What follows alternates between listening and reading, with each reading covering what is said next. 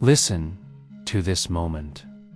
The room is ordinary humming fridge, a window with a tired view, the blue light of a screen.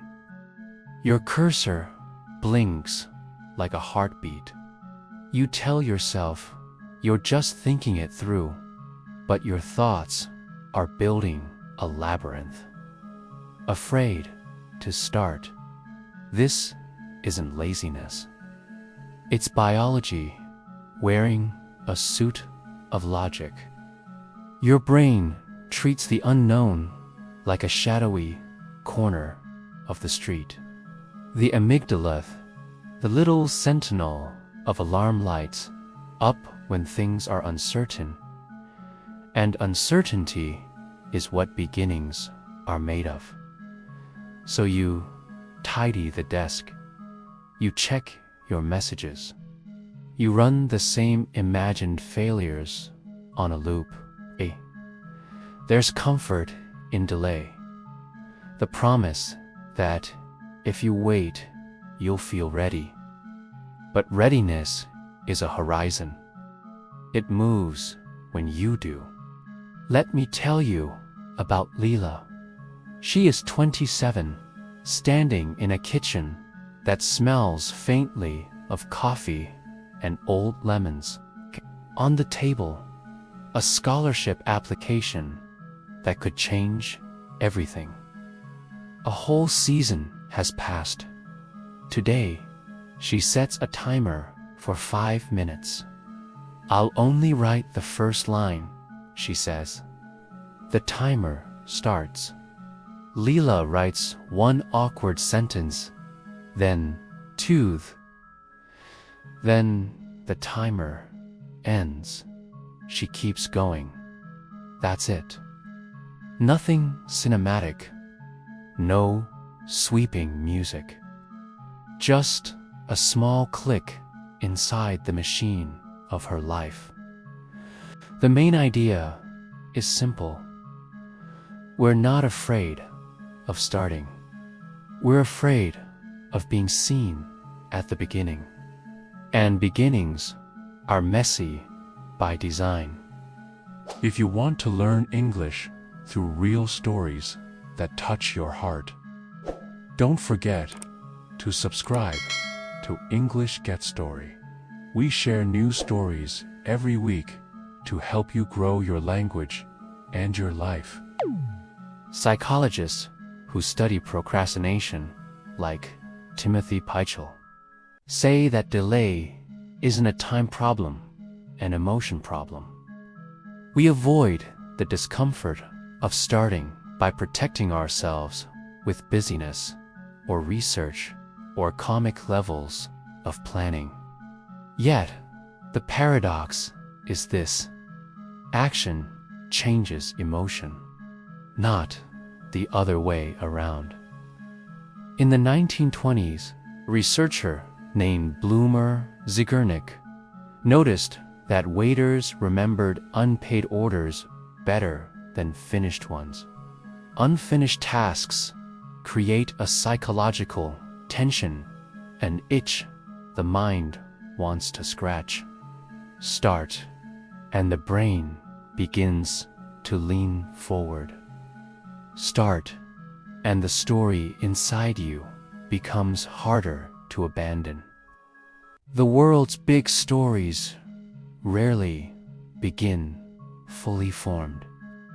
Gmail wore a beta label for 5 years. The first iPhone had no copy and paste. The early versions looked incomplete because they were. The launch wasn't a celebration of perfection, it was an invitation to improve in public. That's not failure. That's design.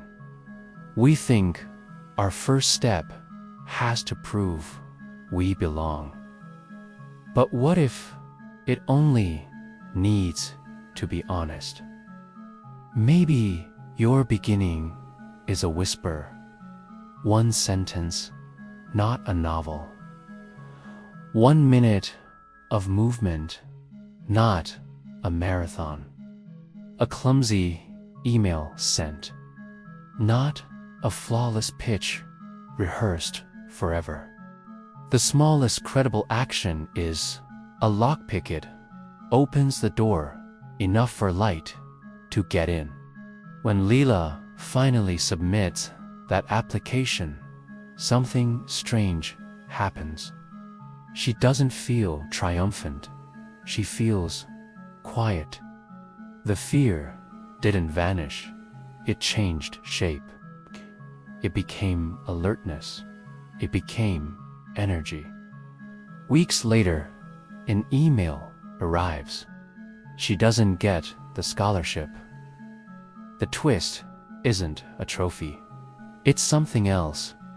The professor who reads her application writes back anyway, impressed by her story, offering feedback and a research assistant role.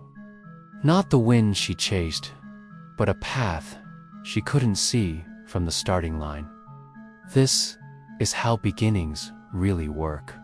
They don't guarantee outcomes. They generate options. Each step multiplies what could happen next. Your fear is not a verdict. It's a signal. You're near something alive. Because you don't get afraid before doing something meaningless. You get afraid before you tell the truth, before you risk being seen, before you re-enter the living conversation of the world. That shaking in your hands, that's your body tuning the instrument. Here's what the research and the stories agree on. Starting shrinks the monster. You don't need the perfect plan. You need permission to be a beginner. The progress principle says small wins create outsized momentum in the mind. A tiny victory releases enough warmth to melt the next inch of ice. So, if you're waiting for courage, borrow it from motion. If you're waiting for clarity, borrow it from a sentence. If you're waiting for a sign, consider this one, wrapped in an ordinary minute of your life.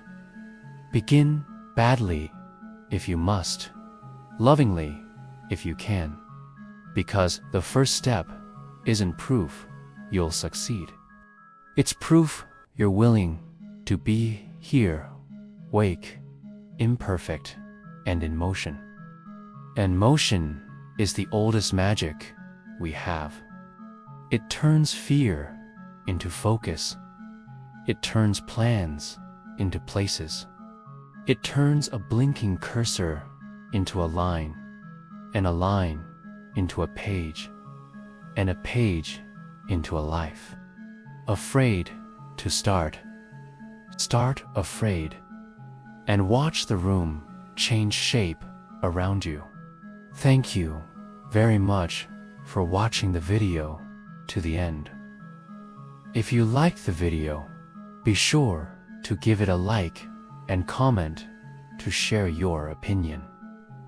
Don't forget to subscribe to the channel and share the video with your friends. See you in the next video. Be well.